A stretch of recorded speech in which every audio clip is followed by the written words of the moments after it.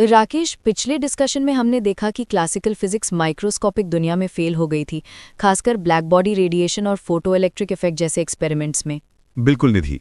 और वहीं से शुरू हुआ था क्वांटम थ्योरी का जन्म, जिसने एनर्जी को डिस्क्रीट पैकेट्स यानी क्वांटा में बांटा।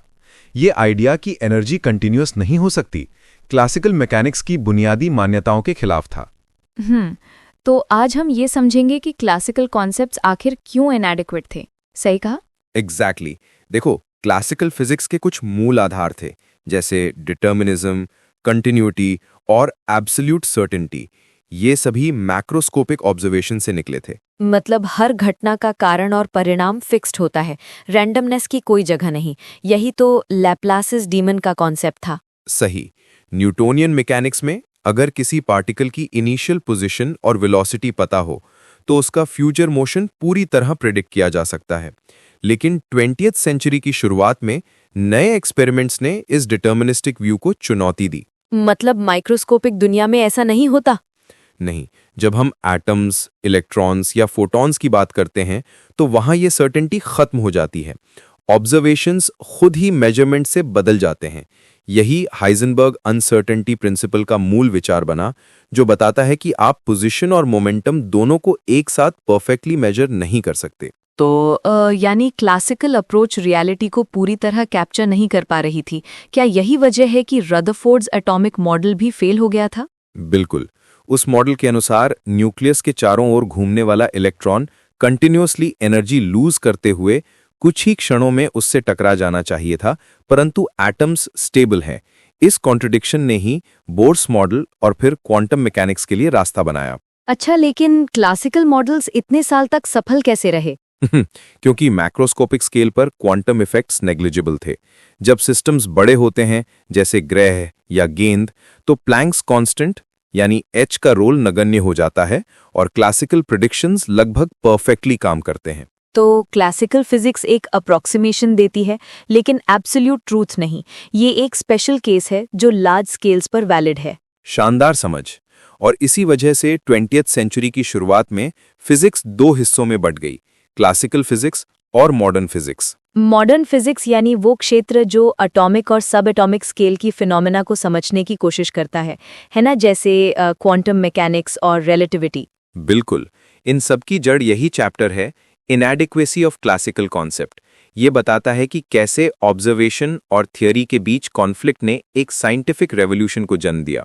मतलब हर मॉडर्न डिस्कवरी, चाहे फोटो इलेक्ट्रिक इफेक्ट हो, कॉम्पटन स्कैटरिंग हो या डी ब्रॉगली हाइपोथेसिस, सब इसी रियलाइजेशन से निकली कि क्लासिकल अप्रोच इनकम्प्लीट थी। एग्जैक्टली।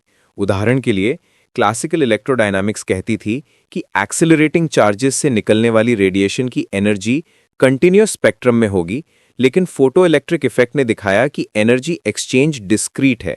यही डिफरेंस माइक्रोस्कोपिक फिनोमेना को समझने की की बना। तो क्लासिकल फिजिक्स ने लाइट को सिर्फ वेव माना, लेकिन क्वांटम थ्योरी ने उसे पार्टिकल यानी फोटॉन भी मान लिया। यही ड्युअलिटी ना? हाँ, यही concept later wave particle duality के रूप में सामने आया।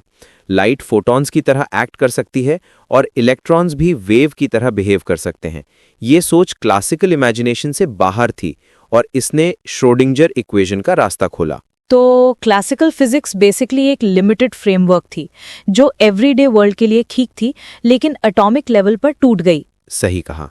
क्लासिकल थ्योरी परफेक्ट लॉजिक देती है, लेकिन इम्परफेक्ट स्कोप के साथ।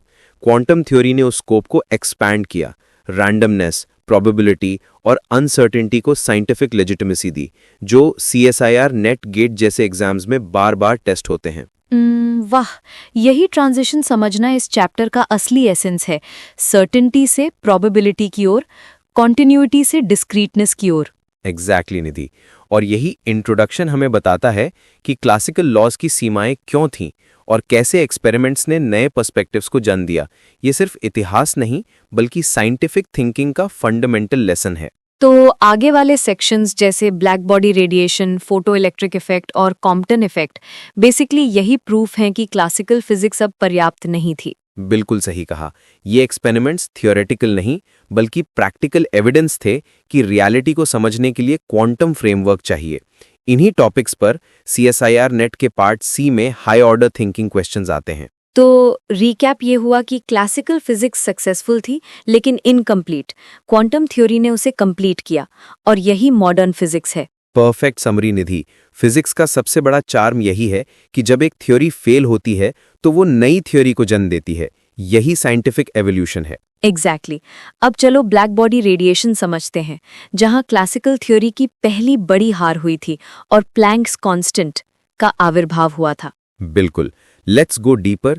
यही वो पॉइंट है जहां फिजिक्स ने क्लासिकल सर्टेनिटी से क्वांटम क्यूरियोसिटी की ओर कदम बढ़ाया। ये समझना हर सीरियस एस्पिरेंट के लिए जरूरी है।